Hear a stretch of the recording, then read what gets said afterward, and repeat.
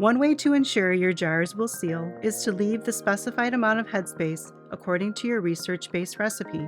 There is a headspace measuring tool for canning with pre-measured amounts from 1/4 inch to 1 inch. You can also just use a ruler or other measuring tool. Each recipe will call for a specific headspace amount depending on the product you are preserving.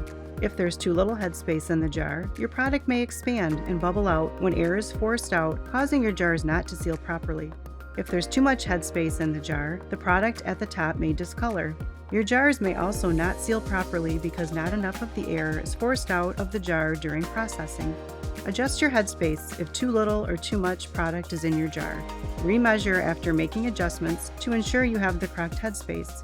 This will help to ensure your jars seal properly.